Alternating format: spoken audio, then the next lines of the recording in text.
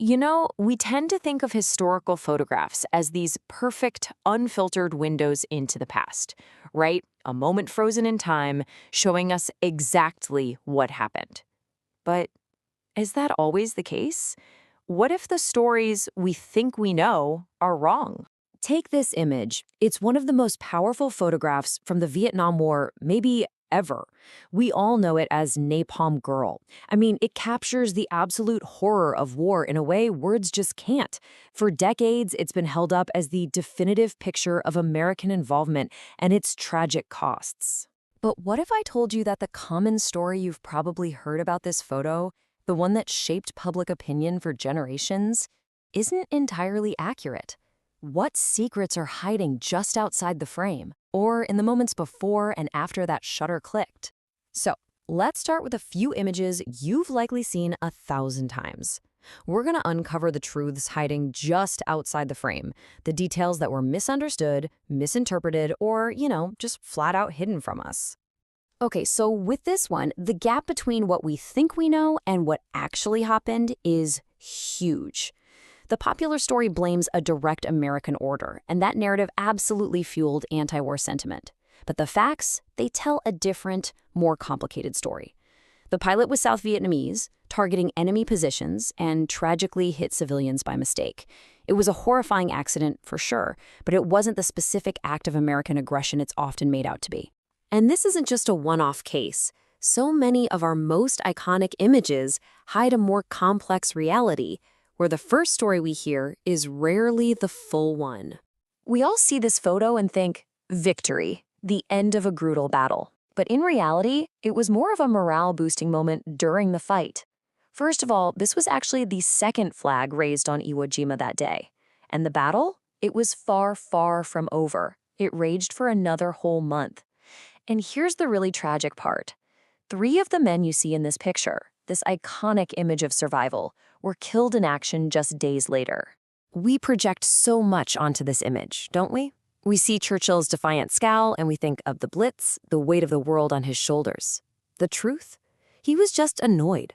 The photographer, Yusuf Karsh, wanted a shot without the cigar. Churchill refused. So Karsh walked right up to him, said, "Forgive me, sir," plucked the cigar from his mouth, and snapped the picture in that split second.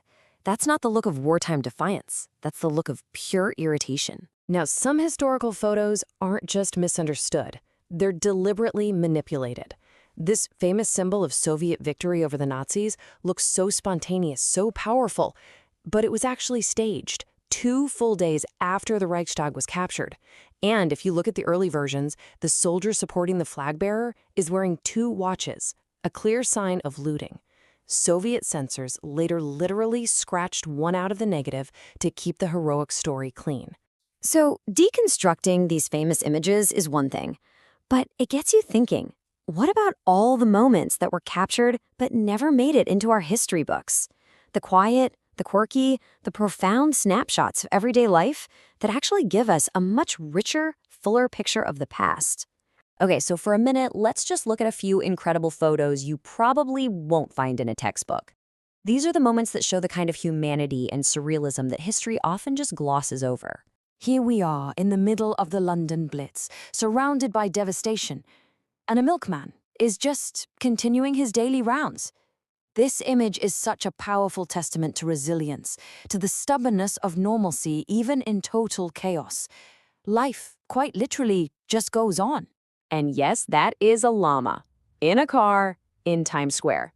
A photographer captured this for a magazine assignment, and it's just this wonderfully surreal moment that reminds us the past wasn't always so serious and formal. It was filled with just as much absurdity and fun as today. Or how about this? This photo captures this unique cultural moment that, history books often overlook. It's a snapshot of joy, of community, and frankly, incredible skill. It shows a side of life that is so vibrant and full of energy, far away from all the grand political narratives. And here we've got the master of suspense, Alfred Hitchcock, calmly serving tea to the iconic MGM lion. It's a whimsical, totally staged photo, of course, but it gives us this awesome glimpse behind the curtain of Hollywood's golden age, blending the serious and the playful all in one frame. Seeing these images really makes you wonder, doesn't it? We've seen how famous photos can be misunderstood and how countless other photos are just ignored. And this isn't random. It turns out there are some really powerful forces that determine which version of history we all get to see. The answer to that question lies in a concept called suppressed history. It's the idea that the history we learn isn't just what happened, it's what powerful people allow us to remember. The key word here is deliberate. This isn't about accidentally forgetting things over time.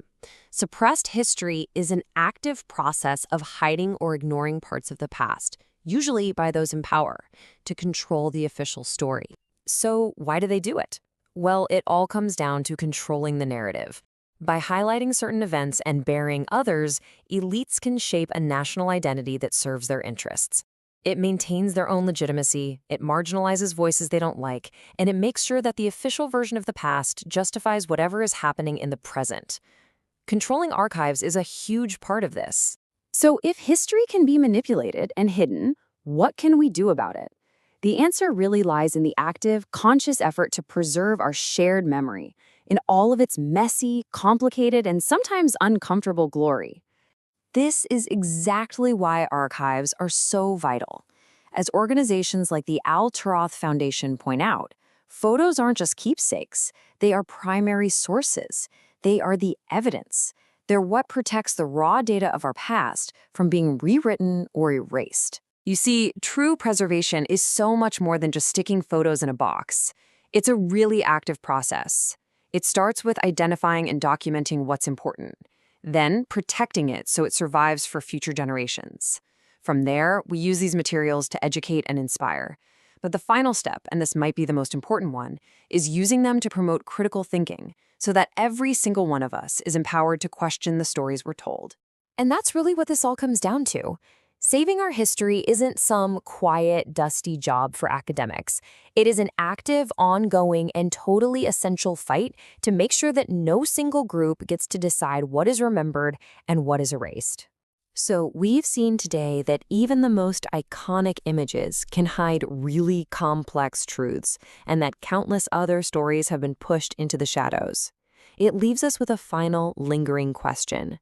What hidden histories are waiting in your own family albums or in your community's archives, just waiting for someone to ask the right questions and bring them back into the light?